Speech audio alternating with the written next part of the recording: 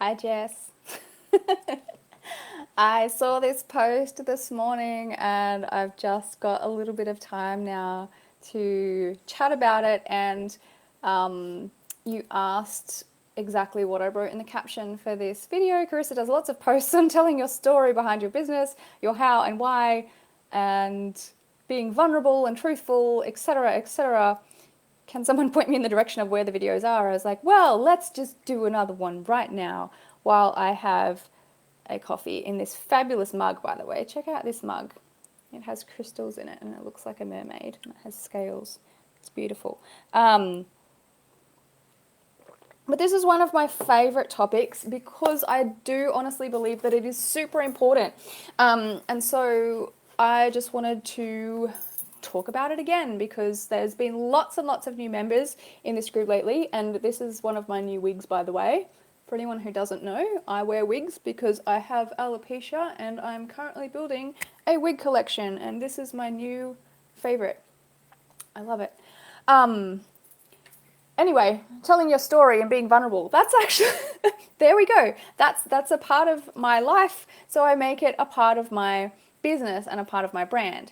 And you can do this in so many different ways, and I wanted to just come in and like share a couple of examples, both for Jessica, who asked the question, in case she wants to share this with her sister-in-law, did she say it was? Yeah, sister-in-law who's starting a business, and also just for anybody in who might need a reminder or just some new ideas, or who maybe hasn't heard me talk about this before. So the power of storytelling in business and marketing, and the power of vulnerability and sharing like real things about yourself in business and marketing is just so important, so valuable, so impactful, and I will share with you why that is. And if you're watching live, please, or the replay, please leave a comment and say hello because I like to know who's watching and who's there. Here's the reason why it's so important. It's because, and I'm actually writing a book about this at the moment, the core of business is, business is just people. It's just people. People start the business, people work in the business, and the customers are people. And yet so many businesses and business owners try to be not people, try to be not real. They try to make their business like this perfect business, like a business that's just, I sell products and services and I'm here to sell products and services. And they think, for some reason, so many business owners think that they shouldn't put too much personal anything into it because it's unprofessional. Now, I don't know where or when or how this started, but I remember when I first started my business, and like when I had my beauty and hair business way back in the day, and even when I had my graphic design business as a hobby when I was a teenager, and my coaching business now especially, I was always just like, I'd see so many businesses, I'm like, they just feel cold. Like, it's like there's something missing from the marketing, from the website, from the social media. Like, yeah, their work looks good. Yeah, they've got lots of good reviews and stuff, but it's like I just can't quite connect with anything until during a part of my journey, I can't remember specifics, but I remember coming across a business. I can't remember even what the business was or what it did, but they told a story of why the business was started, and it was actually really personal and really emotional. And I've seen lots of these now, like since marketing has evolved and stuff like that.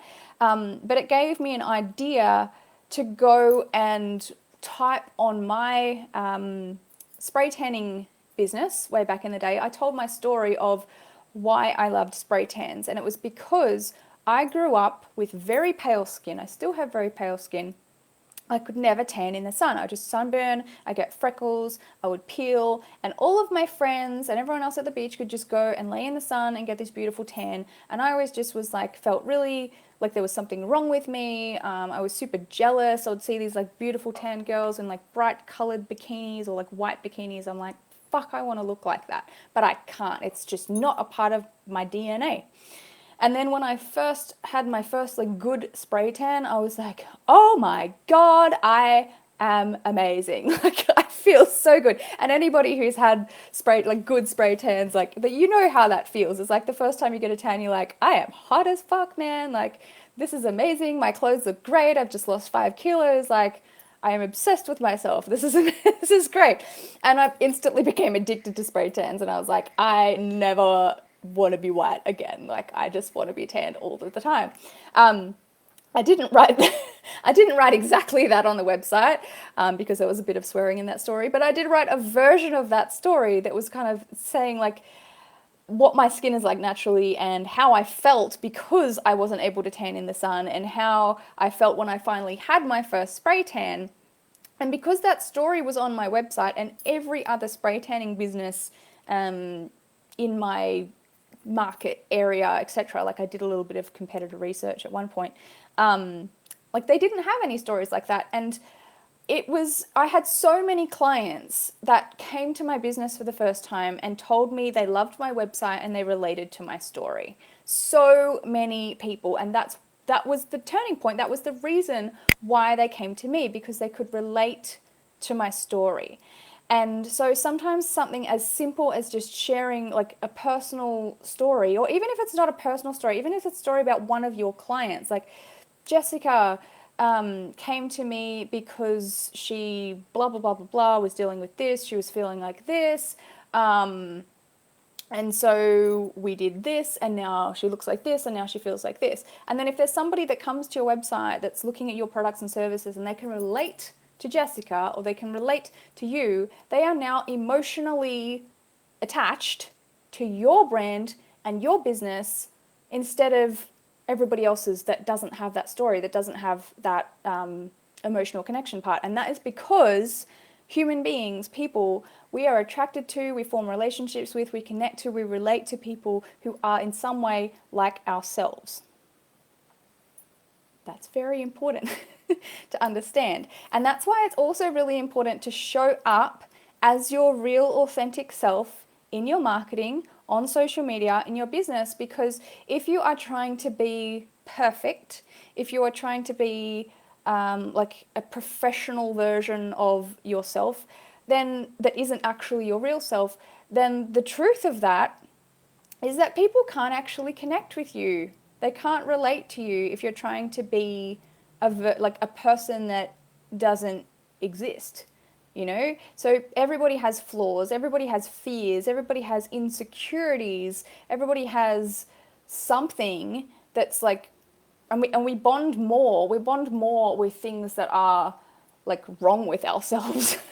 I know it sucks, but like, you know, when you go to parties and you meet someone that's been through a really traumatic experience like you do, or not parties, I don't go to parties anymore, but like you meet someone, you have like maybe you have a health condition in common. Maybe you've both been like in bad relationships that were similar. Maybe you have the similar issues with your parents. Maybe you've both been through a really bad thing in your business. Like another topic that I've talked about in the past that so many people can relate to is staff members like trying to go and start their own business and then stealing your employees. Like, thumbs up or hands up if anybody can relate to that one. I know when I talked about that several years ago for the first time, so many people were like, oh my God, like that happened to me too. That was horrible, you know? But it's those kind of experiences that allow people to connect with you, to connect with your brand, to connect with your business. And in some cases, that's going to be the reason that makes them actually choose to do business with you. So it's a really powerful thing to do, and I highly suggest that everybody do it. You don't have to have it perfect right away. You don't have to write one story and have it there on your website or your social media forever. You know, you can tell lots of different stories over time. You can put one story on your website, you know, this month, and then you can see how it goes and you can change it in the future. Like, the whole point of this video or this story is that if you want to connect with people more, then you need to let go of trying to be perfect or super professional. So I would love to know what you think of this, if you have a story on your website or social media already, or if you don't have one, start thinking about it, you know, post in this group if you want to share your story as well. And just know that, yeah, I think it's a really important thing that all businesses should do. And that's why I wanted to come in and talk about it. And yes, Jess, if you need to binge, someone said, who was it? Oh, Taryn.